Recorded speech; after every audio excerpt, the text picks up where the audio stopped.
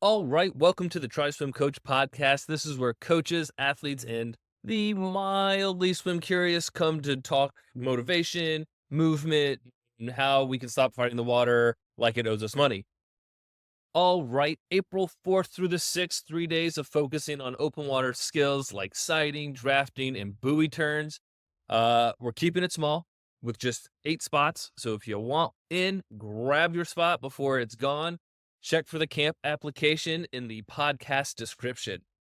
If you dig the show, subscribe, share it, tell your training buddies, whoever needs to hear it. And if you don't like the show, go ahead and share it anyway. Got a swimming question? Drop it in the comments. I'd love to help. All right, let's get into it.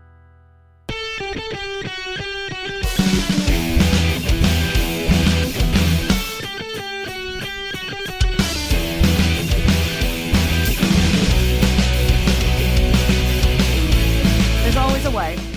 Always. So, it's part of what we do. We're, always busy and always people are wanting our time, and it's part of what we do. So, I would say I don't do a good job of managing that, by the way. If Lissa wasn't in my life, I don't know if I could keep an actual schedule. Oh my god, so sweet. Well, you Uh, tell me when I'm fucking up.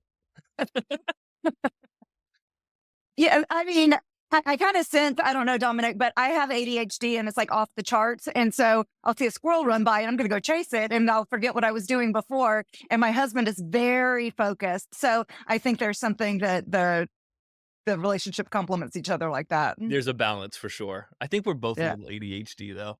I might be a little bit more. Let's say this. I My focus is unbreakable once I have it. And that's why I don't do well with schedules because Yeah. it's like I'm laser focused. Whatever else is happening can just, I don't care. I'm focused on that This thing. is so random, but not. Do you guys remember when I'll age myself? I'm 36. So, okay. So you both should. But We should both what? Remember? for this, Okay. because I remember it was when I was a kid. It was like when I was growing up, ADD was like the biggest thing, right? We need Ritalin, we need Adderall, Right. everyone has it. And then this article came out one day, and I remember, well, the article I read was in like the Washington Post. ADHD, Oh yeah. the new I- discovery. And then I remember I read that article as a child. I presented it to my father and I went, I am pretty sure I have this. And he's like, they just made that up based on blah, blah, blah, blah, blah, blah, da, da, da, all these words. And I'm like, cool. Okay, cool. Cool. So Yeah. the thing that I'm pretty sure they're describing that I have does, oh, cool. Got it. Thanks, Dad. But I like vividly remember that. Like when Yeah. it was such a thing. I mean, it still Everyone, is. like everyone needed Ritalin when I was growing up. That's how it felt. Well, yeah, there's more adults now with ADHD than there were kids. Did you know that? No, I didn't know that. Yeah. I just Yeah. read. It's a I real, was just reading it's that. a real thing. And it's Yeah. a struggle. And it's good to be aware of it for sure. My son has it too. There's a, genetic component. Do you feel like working out, unbeknownst to you, when you were probably a kid, I didn't know what that was, right? Do you feel like that's maybe why you gravitated to being athletic? Oh, that's interesting. absolutely. That it's such a great release. Like everything can be still. All the squirrels can stop running amok when I am exercising. Everything is peaceful. Everything is right in the world when my body's in perpetual movement. And I remember in grade school, the knee was always doing this, the shake, shake, shake, shake, shake, even as you're sitting there. Did I do that? Oh my God. I remember in college, one of my college girlfriends, I met her parents for the first time. Nice, super nice people. And I was very thin in college. I was like 6'1" and 175 pounds or something like that. And I Jeez, eat remember that cheeseburger. And I remember her dad, who was a physician, being like, "Oh, I know why you're so skinny now." Because I could not stop. I would never stop shaking my leg, ever. I don't know It was my fidgety spinner. Oh yeah. Yeah. Gnarl on pencils. I would just chew the crap out of pencils. Which apparently, by the way, when you chew on something hard, like wood, not gum, it helps with concentration and focus. It explains so much in my life. Terrible for your teeth, but yay for concentration. Would soften enough, I right? did that. I used to keep like a plastic straw from like McDonald's or something to like chew on in the cabinet. And my mom would always find them and throw them out. Yeah. And I would just be like so irritated. So I'm like, I was gonna chew that while I did my homework. And then I would That's my study tool. yeah, I would try to chew gum and it like didn't work as well. But I remember being like, I think this helps me remember. Isn't it Pretty funny? sure. Like, science catches up to the things that we think sometimes. We're like, why am I chewing on this pencil? But it did do something. I was definitely like Mhm. focused while I was chewing on that pencil. I think it's that same thing of like shaking my knee, doing something helped me actually focus. I would do that too in the sort of in the same realm of my way of thinking when I was really hard practice and I was like trying really hard, like physically exerting myself and trying, I would always bite my tongue Oh, when I would push off of a wall. is that like Michael Jordan esque? What did Michael Jordan do? He always like stuck his tongue out when he jumped and dunked. No, because the only association I have with Michael Jordan is Space Jam. So I'm definitely not gonna. I mean, you wear Jordans, so you have that association as That's a well. shoe. Right. Okay. Thank you for making me a shoe. Yes. That's how I associate with him. I'm sorry. I don't know. But Fair. I think about that a lot because it would help me focus on not ow, but like, okay, ow, this has a point. Keep it up. But I would bite my tongue a lot, Huh. like Brooke, in my memory. Brooke, do you feel like the longer you run, the better focus you have? Oh, that's interesting.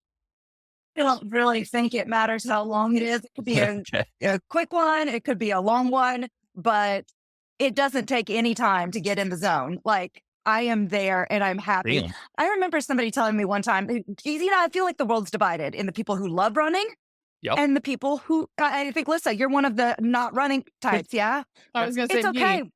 We don't have to agree on this. There are thousands of other things you can do for cardio. But those of us who do love running, there is nothing that matches that. And it is the moment my legs start moving and I'm running, there's a smile on my face. And a friend said, I will never be a runner because you never see runners smiling as they run. And I'm like, it's a little bit weird, but I do. I got Taylor Swift on the jams and there is a grin from ear to ear when I'm running, like you've never seen me run. I would say I smile when I run, but it does take me about 20 minutes to get there. It takes me 20 minutes to get to a smile. I've always wanted to be able to enjoy running. Like I'm jealous of you describing that. Cause I'm like, it's so simple. I could just get up and go. No, I hate it. I don't know what it is. I feel that with swimming. Do you know what I mean? Like I got Yeah, I swimming. don't know what you mean. But it's because for me, swimming lap after lap in a swimming pool, it's like, now why am I doing this again? Oh, because I'm injured and it's low impact. And so it's good for you. But it is like watching paint dry. And I usually don't use a watch. I don't like the feel of a watch on. So when Yeah. I'm in a swimming pool, I'm counting 1, 1, 1, 1, 1, 1, 1, 2, 2, 2, 2, 2, 2, 2, 2 for as many laps as I do, and it's maddening. Like I can't wait to get to 32 to get out of the damn pools. See, Interesting. that's now why I don't swim anymore. Because I don't have I'm too smart now. I'm like, I did it so long. I swam competitively from 6 to like 22 and I'm too efficient at it even when I'm not in shape at it. So I'm like, "Oh my god." So what I would do in that exact instance that Brooke just explained, like I would know that I don't want to do it having already jumped in the water. So then Mhm. my brain goes, "Make the most of this." And I would just swim 1,000 because I was like, "All right, as soon as you stop, you're done." Yeah. And it's not like the 1,000 was good, but I was already in the water, so I might as well Get something in. get something, right? And like, Totally. So yeah, because I lost the joy of having someone like just hop in and give me that workout. I feel like I'm in the in between the two of you, actually. Yeah.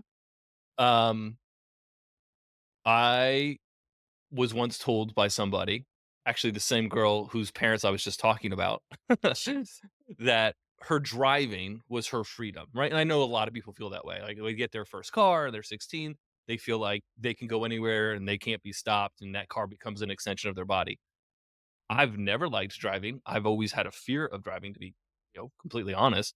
I don't trust other people on the road. I didn't start driving until I was 25. I went to school in Savannah. I didn't need to drive there. I lived in the Bahamas. I didn't need to really drive there. And for me, my escapism or my ability to just go anywhere I wanted was running. I could run on the road. I Mhm. could run in the woods. No one was going to find me if I needed to go somewhere. They weren't going to look for me anywhere. I was just going to go, and they just would let me go. They didn't care, but if I was in a car, they would care. So, running was that for me, and then swimming, interestingly enough, for me, like, running was a sort of like an individual thing for me, where, like, swimming was my chance to, like, run people down, right? It is such a different thing when you swim by yourself versus with a team, Oh, 100%. right? That's the reason why, like, as a competitive swimmer, you keep going. It isn't because you have this desire to get all these laps in or swim all these yards.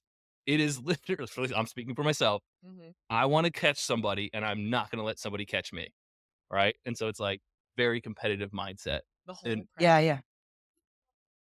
outside of warm up, but even sometimes during warm up. Oh my god, you're so annoying. I am, I agree. But competitive runners feel the same way. It's like this is an individual sport, but you get to a race line and there's a bunch of other individuals out there. You're kind of measuring them up and like, I'm going to have to be a rabbit for some of these people, but they're going to be chasing me down. So I got to be sure that they don't catch the rabbit. Do you ever do that on, like, a run where you see somebody in the distance, you're like, "Oh, I'm gonna get them." Only every run, every race, every time. Every And if time you're on a Right. if you're on a treadmill next to me, it's a competition. Right. Oh, how do I It just makes me feel like, thank God I'm not the only crazy person. No, I was just thinking of it from a different standpoint. Do you care, how do I put this?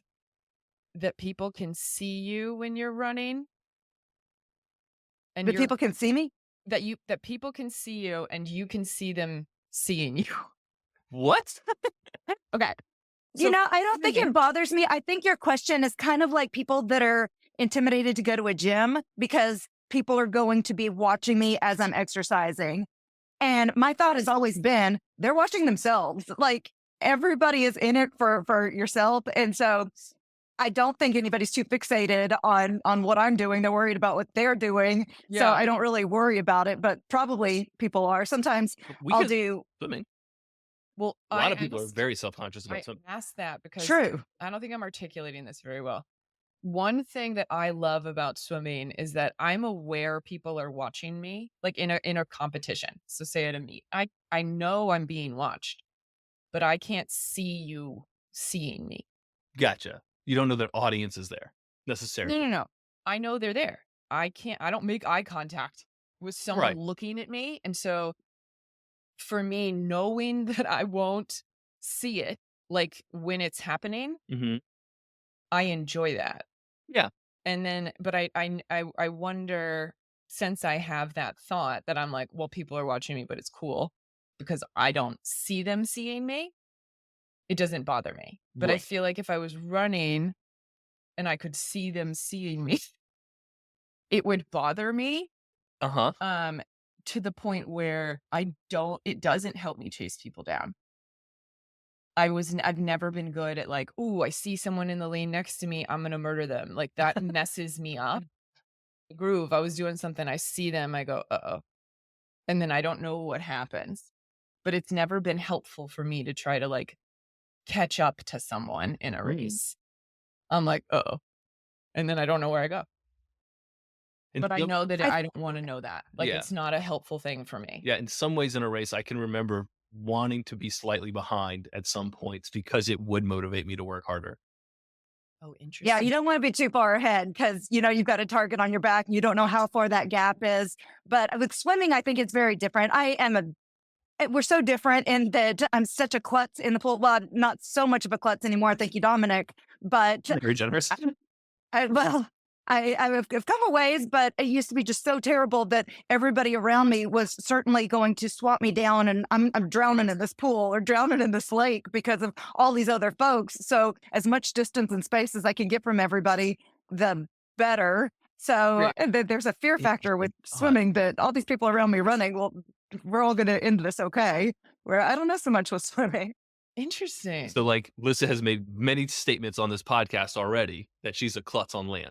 Oh my God. In the water, very graceful, very graceful.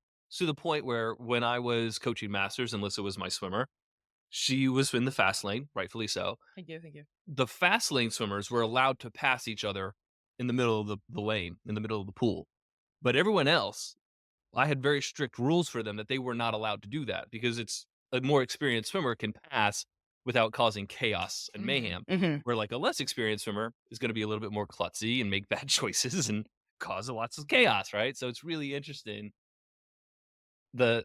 I really like the idea and concept of like similarities, but big differences. Like I have two hands and they are very similar, but they're completely opposite. And right, you two seem like my right hand and my left hand right now. Like I Remember, understand. Lissa, on a podcast recently, you saying, I don't understand why people do triathlons that don't know how to swim. Like they show up to do the triathlon and they don't know how to swim. I don't. And yeah, no, that was me. Cause it is like I'm gonna be able to be okay in this water. And my thought is always everything works out okay. Everything's always gonna be okay. And my husband is always things are not gonna be okay. So he's the one who brings a first aid kit if we're going to like out to eat. And I don't bring a first aid kit if we're going on an overnight hiking trip. And like it's all gonna be okay. That is the philosophy of people like me that show up at triathlons. Just let's see how this goes with the swim. And my second triathlon. Okay, the first one was in 2000 in the Gulf of Mexico. And it was called my Was your first triathlon. in the Gulf of Mexico? And it was Yeah, in Galveston. It was a sprint. It was called my first triathlon. So it was a bunch of klutz. Okay. That's so fun. Yeah. And I mean, I did do the elementary backstroke the entire time, heads facing up, and survived that. And after that triathlon was over, I'm like, I'm not doing this again. That was not fun at all. And it's like having a baby. I guess the memory torrential, like terrible that was. So 18 years later, I was writing an article for a magazine. I'm like, sure, I'll do the most scenic triathlon in Texas and go to Kerrville. Still, all of my swimming had been in a swimming pool and not sharing the lane with other people, just myself. I didn't even want anybody in the lane next to me because I could feel their current. So I need some space. And I would not even flip turn. I'd touch and catch my breath and turn around and come back the other way. And I signed up for a quarter. It wasn't even a sprint, a quarter, and got there for this triathlon. And I swear I was going to die right there in the lake with people's propeller kicks and their arms that are like swatting me in the face. And I held onto a rescue kayak and was like, I cannot do this. I can't do this. And the person in the kayak was like, give it a second. And that's all I needed. Because I'm like, gosh darn it, I have to get through the swim if I'm going to do the bike and the run, the cool stuff. No offense, but the butter Oh, the cool stuff. In my opinion, as a terrible swimmer, there was nothing worse. It was like, I mean, it was like I was being waterboarded. I will tell you every one of my darkest secrets to get me the heck out of this lake.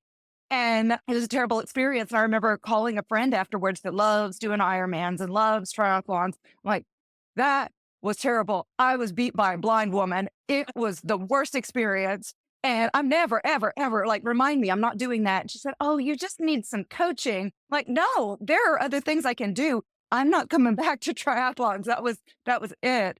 And then after a running injury that I couldn't keep doing the longer distance running, like, well, if I went back to swimming, that's no impact. And then the cycling is low impact. So probably should do this. And I just did need to work on the coaching. There's so many elements with running.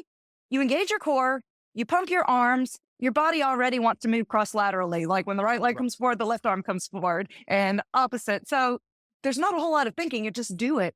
Or y'all, I mean, mind-boggling about, now, when do I breathe? Okay, we'll do every third breath. And that wasn't the problem. Like, I got the breath part, but it's like, look down and now reach and catch the water. I'm like, well, what does it really mean to catch it? I'm like, how does that feel? And flutter kick, like, well, am I supposed to shift the legs like this? Or do you want not very much shift? And then I overthink it and it all ends up just a mess. But then after working with Dominic, and I just have to plug, you don't want me on this podcast plugging this, but your Try Swim Coach app, like, cannoli, $75 for this app, like, it's the best deal in town. It's like finding money on the street to get membership to this app where you will assess our videos for this price. You cannot beat this deal. And it's helped me so much for you to watch these videos. And I loved the comment you gave at one point. You said, this looks to me like a runner that's trying to learn how to use her arms. And that's exactly what swimming felt like to me. Like, what do I even do with these? I felt like Borat. So I have, thank you for plugging Try Swim Coach. You would be shocked how many people get on Try Swim Coach, say they, I'm sorry. they will message aging me me too. and say, I'm a beginner or I'm at this level, I'm looking for some guidance and, blah, blah, blah, blah, blah. I will almost 100% of the time reach back out and say, all you need to do is send me a video and I will send you some feedback about where to go. Very few people take me up on that offer. It is so bizarre to me, and I don't get it because there's people out on the internet charging $200 for a video analysis. And honestly, it shouldn't take that long and doesn't take that much work to write on a screen and record yourself to go, hey, fix these couple of things. Here's a couple of drills that you can do to fix them, right? So it's very bizarre to me that people will not take me up on an offer to get a free video analysis. I don't know. I think can't people think believe I'm it. lying. I really, maybe we just think that you're being inundated with everybody sending videos and there's like not going to be time to assess this, but you came back with, you told me what to do. So yeah, your voice was over the video. So you visually showed me with demonstrations of somebody else, like in a flume or something that was demonstrating the thing. That's our brick and mortar business. Yeah. And then the kinesthetic learner in me like gets to see what I need to do. So you spoke to visual, kinesthetic, and auditory learners, and I learned through all three. Turn the light bulb on. Whereas with other coaching, I've had other coaching in the past, but they pretty much just like throw a bunch of toys in the pool. It's like, here, put this paddle on your head and don't let it move. Or here, hold this PVC pipe and come around and reach for it. I'm like, well, this is pretty like kindergarten stuff. And why am I doing it again? Like, what's the point? Yeah. Right. Yeah. I think that the way that you described swimming and how, and in the juxtaposition of how you just explained running, is exactly how I feel reversed. Like, you're like, running just makes sense. You just do it. You just go. Not to her. Not to me in any way, shape, or form. I'm not supposed to land on my heel. And then I go, now I'm only landing on my heel. Don't land too far on your toes. Now I'm running in my calves in high heels. How am I supposed to land on the middle of my foot? You people are psychotic. That's not what lands first. And then I'm just done. I'm done. I don't, it makes no sense to me. Like, it really, in all like forms of logic, I get it. But trying to put it forth physically, I don't know, like a transformer messed up. Like, I'm built from like 4 different people.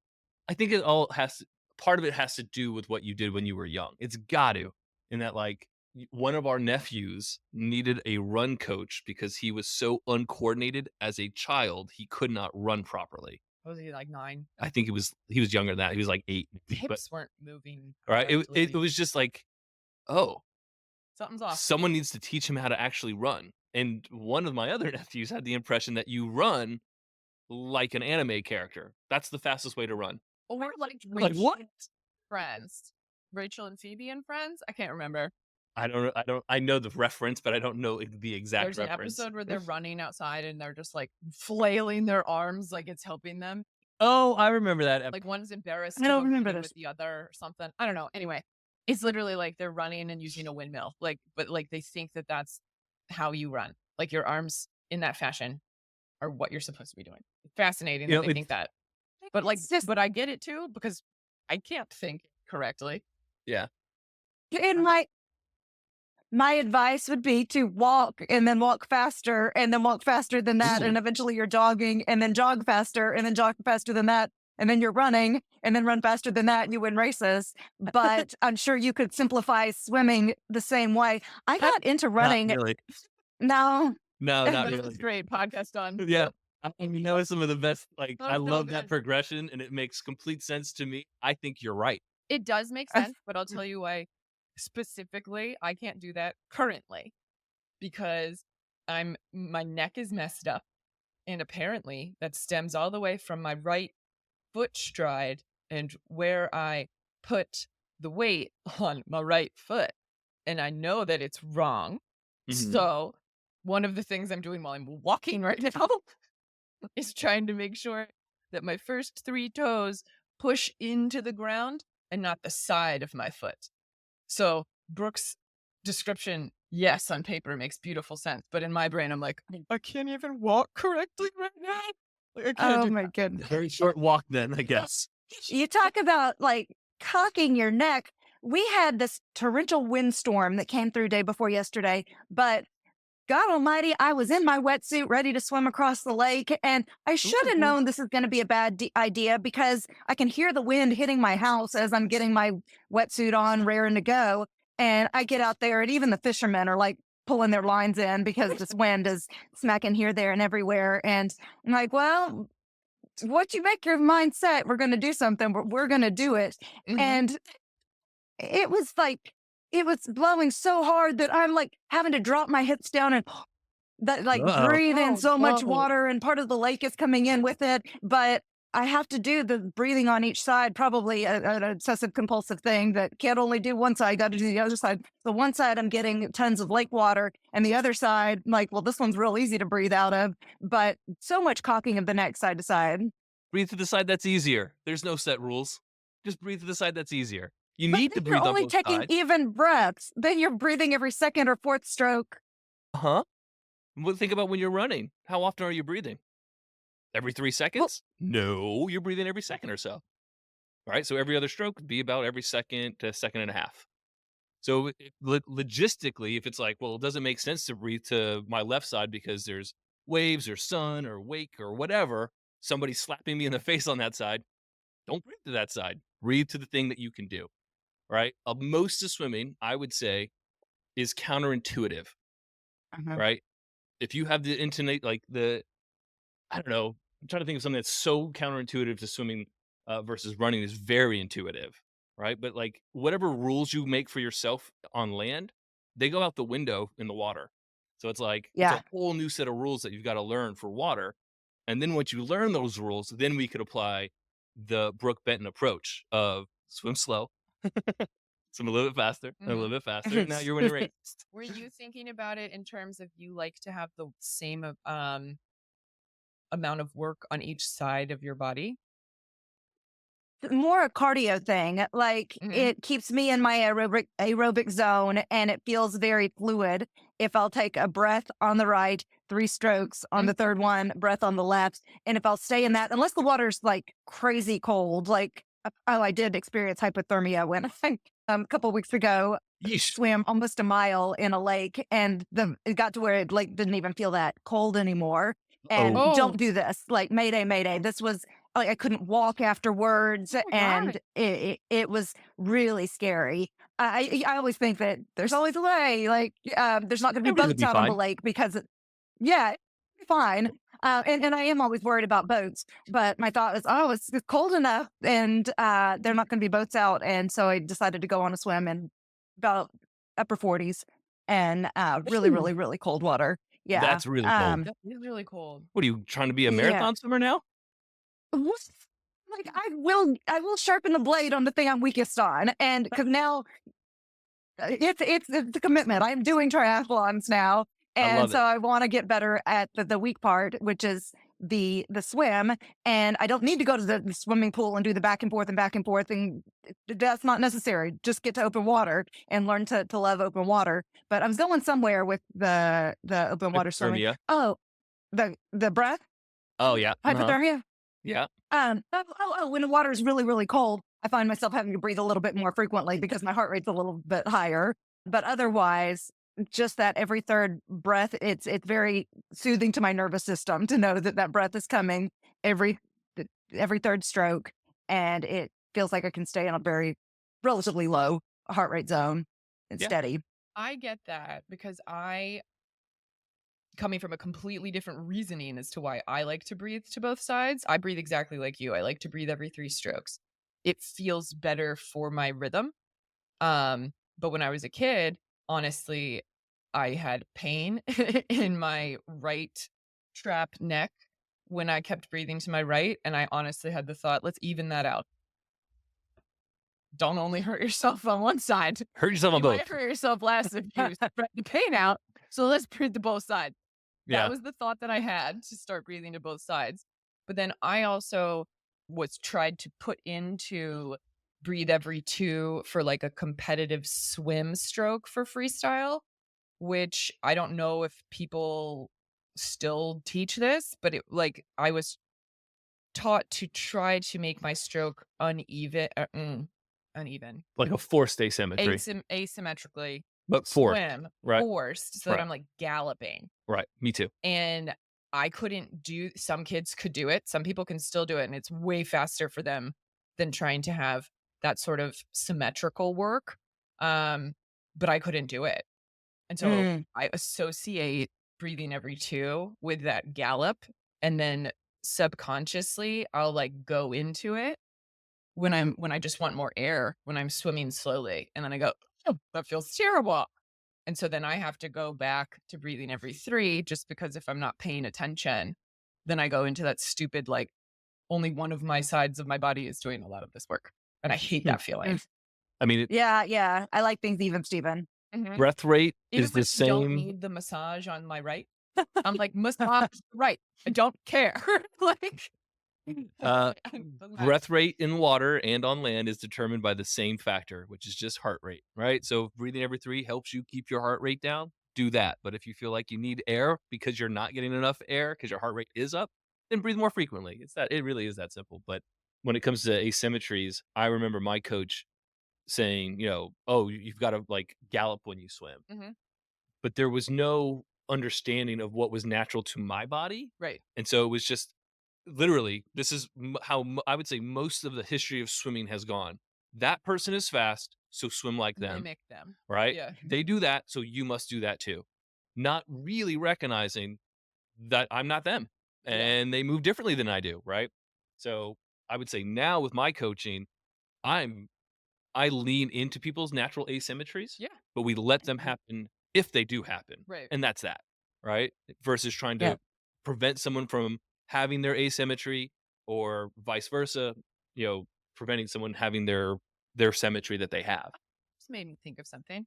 So I'm going to present a thought that I have a lot in swimming, and then I'm curious if there's anything like this in running, Brooke. So most times in freestyle, when I'm working with someone, like obviously, well, sorry, not obviously, but your shoulder blades are not set in the same distance away from your spine, right? Like one is going to be a little closer, one's a little further away. Mm-hmm. So the work you have to do is asymmetrical. And I Mhm. always have, more often than not, it happens to be that the left shoulder blade is further away. And so I'll have to do, me specifically, my left underwater work, my catch, my push, my finish on my left is a little deeper than my right Mhm. every time. Mhm. So for every stroke, that's my goal. Is there anything like that in running? I'm assuming there has to be, but There I have is. absolutely no idea to get my brain over there. Like, I'm like, can I? I can't.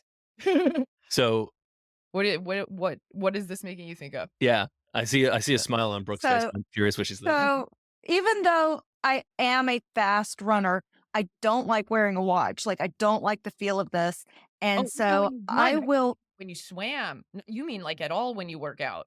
I just don't like it. Like I'm wearing it right now because it looked cool with this outfit. But Good but first and foremost. yeah, Um, I just don't like the feel of it. And so I have a brick of a cell phone. I mean, this is the size of my cell phone. Right. And I put Strava on and I will hold this as I'm racing, a, Wow. 620 pace. And yet I'm holding the cell phone. And of course, physics doesn't like this. Like Right. that means that this left arm is going to be pumping a whole lot bigger angle than the right one that's holding the brick, and that's going to affect the hip on the opposite side. So yeah, it's wonky, but it works for me. But yeah, Right. you'll see it in race photos. It's like, That's really funny. why is she running with her cell phone? It's like, so I can see my pace. And if it's a half marathon, I've got my music playing. I'm the traveling DJ. But it definitely does make some imbalances there. Running the race for the gram. Interesting. But I mean, when you Yeah. think about it, I'm sure, Brooke, when you're running, you can feel that one foot stays on the ground maybe slightly longer, or maybe one foot comes off of the ground faster, right? See, you're upper adding back complexity to works. my very simple running than just move. So Yeah. I probably so, but I don't put Probably so. the brain power there. Right. I recognize it. I was on the elliptical this morning for my workout. I could recognize it on an elliptical that Well, if my you're s- right foot does not, Mhm. my right leg, I should say, does not load as much on the elliptical as my left one does. But my right leg will move faster through the pattern than my left leg one will. So Mm. your thoracic spine is very similar to your pelvis. Mhm. Very similar. So See, if it's there's like I can asymmetries in one, there's understand going to the be asymmetries. pelvis from Pilates very wholeheartedly. The T-spine, I have so much trouble with, and I'm trying to figure that out. Like, I know I'm weaker up there. I know that's part of it, Mm-hmm. but like, it just doesn't. It's not as nice as of a like puzzle for me to like articulate and put the pieces in. Even though I do understand on paper that they're like they operate basically the same, I mean, your arms are backward legs. Think about right? that. And then that's like what? Sorry. I like It's just that. a I've never heard stupid that thought that I before. have. I like that. Don't you call someone something your upper butt? I call your thoracic spine your upper back butt Right. because Maybe if I it thought works of the it same like as your that. pelvis does. It's just your pelvis has more limitation than your thoracic spine, technically, just because there's not as much movement involved, right? You can't move your legs. Well, I can't move my legs the same way that I can move my arms. There are people in the world that can. I can't. Yeah, yeah. That is a Waterfall good pose way of don't work. helping some people understand core. Like core is this loaded statement, and describing it like you just did kind of helps to turn the light bulb on. Yeah. And Yeah. that's kind of why, like in my lessons, a lot of the time I refer to people's core in quotation marks as their thorax. So that there isn't this in like, oh, core, abs. I'm not talking about abs, right? I'm talking I about always core, like, describe it as your core is everything that stabilizes or strengthens your spine or your pelvis, which is a lot. Ooh, That is your core. well said. That's great. that was so good. Yeah. That was so well put. Are I'm you gonna steal that. writing it down? Make it your own. Steal it, steal it, steal it. That's what we Yeah. do these days. We But find we things should- on Instagram that sound cute and like, that'll be mine. So, I feel like I have so many things I could make fun of from Instagram right Have- now just from that sentence. right. Just Brooke, have you been doing the cold water baths as acclimation for the open water swims? Or are you doing that for recovery? Or both? wait, like an ice bath? Yeah. Okay. Yeah, yeah. So I recently purchased a Echelon Thrivex Smart Cold Plunge. So that's one of those that you pump it up and inflate it, and then you can set it to. It actually goes cold or hot. I can get it as low as 36 degrees or as high as 106 degrees. Whoa. And That's pretty yeah, Good. it takes a while for it to, differentiate among those Right. ranges. But I use it for recovery. I still deal with proximal hamstring tendinopathy, and it's been years. And I do think that with strength training and a whole lot of other things that I'm doing to address that, the cold therapy helps with that. Sometimes right now when I'm swimming in the wetsuit and the temperature, water temperature still isn't very warm, it doesn't feel that much different taking off the wetsuit and then jumping in the cold plunge. Like it already felt pretty cold in the lake water. Yeah. I haven't looked, only out of fear. Any idea what Lake Travis is going to be temperature wise in early April? It I don't know.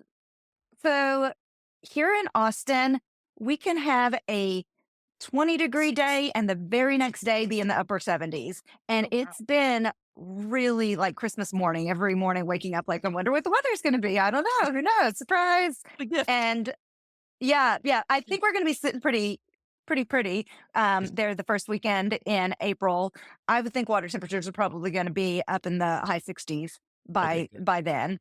we've had lots of sunshine, and I don't see another freeze or real cold front coming through. However, UT is hosting a triathlon, an Olympic distance this Sunday out at Pacefin Park. So that's on Lake Travis, but we're getting a cold front on Saturday that's going to make those winds come. And I'm like, no.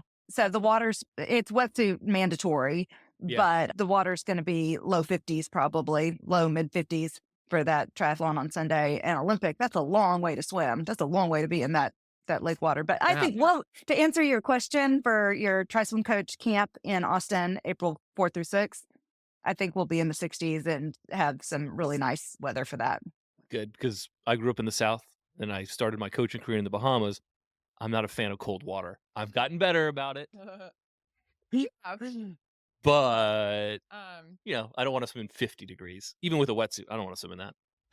Yeah. It's not great either way when the water's too cold or when it's eerily hot. I did one triathlon last summer that it was just, the water was gross and you've got all these other people around, and it happened to be in Town Lake that's got all the algae. So you're taking a stroke and you got to like get the green stuff off of you. So it can be kind of nasty. That's like the real life It kick.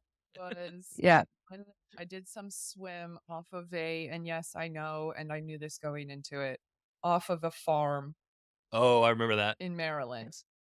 And you could not see your hand like right in front of your face. It was disgusting when Pure I was runoff. swimming and then realized, and it was also an out and back. It was like a 3,000. It was too long for me.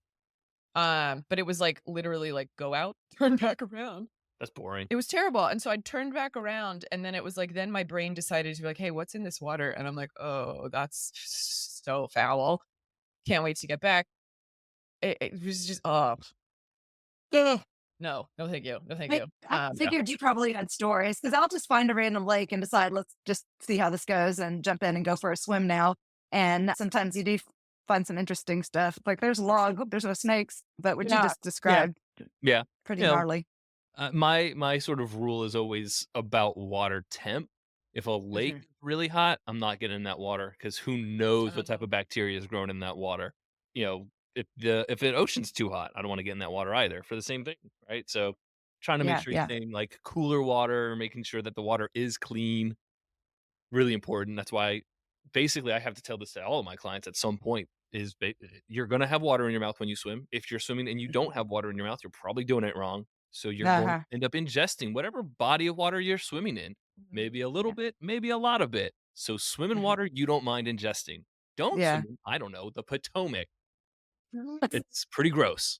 So it's that you're like, I'll find a lake and I'll just hop in. And I'm like, I understand that where you live, you can do that. Yeah, we're not allowed to do that. Here, we would get like put in jail in certain bodies of water, and then also like, I don't want to be in them. That sounded like it's been written. Yeah, so gnarly. There was one that I went to jump in, and this fisherman was like, "Oh, we're allowed to swim in this lake." I'm like, "Well, sure." Nobody's out here saying no. I've never seen anybody else do it, but here I go, and off I went.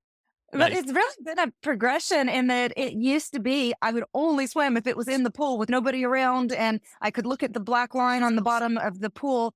And like I said, I found it boring, but would do that. And now with open water, I kind of I can't even believe I'm saying this, but I've come to where it's sort of peaceful and nice. And especially if there's no boats, that's really, really more peaceful with it. But I partly wanted to come on this podcast for other runners that we love to run and we're a little bit scared of swimming. It's like the whole other world, and we don't really want to touch it. It's like I can be in great shape and just run and lift weights. But I feel like swimming's been really good for my mobility also. And it works the core the entire time. You think about it, you're skimming the surface of the water. And so you're getting a core workout the entire time you're doing it. And the learning curve has been, I guess, in my 40s. And like, I feel like I've learned a lot of things, and now I want to try something new. And being an older woman that's now gotten better at swimming and then gotten a little bit better and then come after our swim camp in April, like, yeah, I may actually be towards the front of the pack with some of these triathlons in the swim, whereas it's always been they can just all eat my lunch on the swim and it's okay. I'll catch them on the bike and I'll smoke them on the run. And that's been the plan. I'm thinking I might actually be able to be good at this. And I say that because other runners are like, yeah, but not me. Yeah, you too. It's possible. And Dominic, you've just been amazing with helping with that transformation, both the psychology of it, like, sure you can. I believe you can. And then like, well, then I think I believe I can too. And then the actual hard skills of now here's what you need to do in order to do that. Like it used to be with my whatever you call it when the arm's going back. I would draw an S curve like a woman's figure and then ended up with a shoulder injury. And you're like, well, that's because it's old school and we don't do that anymore. Like, oh, you're like, it's not just old school, it's old school. Like, just like quit doing that. And I'm like, oh, okay. And so then I would take my straight arm and try to push the water back. Like, and you're like, there's no catch. I'm like, I don't know what you're talking about. And you're like, you're overloading your anterior deltoid. I'm like, if it's on land, I understand what you're talking about. If it's in the water, like all the extra density of the water, what do I need to do? And to be able to get, oh, will you bend your elbow and you actually curl your fingers and you push it back? So all of this has helped tremendously. That I think it's really cool to go from scared of the water, scared of the swim, really petrified of other people to now like, all right, you do this, I do this, let's do it together and go for a swim. Do Yeah. you think you're liking it? Like enjoying? Yeah, answer. I don't want to ask more. Yeah. And for a long time, I said I hate it less. And that was a big progress to hate it less. And Good answer. now I kind of think I'm getting to where I like it. Not for a real long time, like about 30 minutes and I'm done. I think, Dominic, you told me for some of your endurance swimmers, you have them go for like 2 hours. Like I would be so bored, so bored. And I know that's a good thing. Like nowadays, people don't know what it is to experience boredom anymore because as soon as we're bored, we grab our phone or turn on Netflix or do something. It's like just be with the boredom. It's good for you. But I can believe that. But I can also say, okay, but 30 minutes, I'm bored enough. And then I can say I've pretty much enjoyed the relate to swim. that. Totally right. I'm looking forward to getting you in the open water and getting you used to swimming right next to people and just being comfortable with that contact. I think it's a really important skill, something that swimmers develop as kids because you just don't have personal space issues usually as kids. All right. And you're just on top of Yeah. you all the time. Mhm. Whereas an adult, definitely there's personal space issues and like get off away from me. I don't swim with people near me, right? So I'm looking forward to Yeah. getting past that with you and playing around with that. And I really appreciate you coming on the podcast to help other runners recognize maybe there's a light at the end of the tunnel. I'd like to have I Brooke. love that, Dominic. It's been such a joy to do that. And even still with triathlons, when the other people are around, I'll swim over them and then I'm sorry, or like accidentally touch them. And somebody told me at the end of a triathlon, she's like, will you stop apologizing in the water? Like, just keep swimming. We understand. Yeah. Most people aren't doing it intentionally. That's so nice that Most. she Yeah. said that though. But I would I want to have you back because I was gonna ask you all these questions and I looked at the time. I was like, oh, I can't. I know. I can't ask any of those. I'm out of I time. I could talk to Brooke for hours. Bummer. Well, you could talk all day. You bet. Hopefully, after the swim camp, I'll be able to talk shop a lot better with the swimming stuff. But we're getting there. To you about running. I want to ask you all of these things, and I just looked at them and I can't. So we got to have you back. Yeah, so yeah, that I we'll can ask definitely- you all these questions I want to ask you. We'll definitely do another one I love after it. the camp so that we can kind of review what we did in the camp as well. Mhm. So, Sounds absolutely fantastic. all right, until next time, then let's see you later.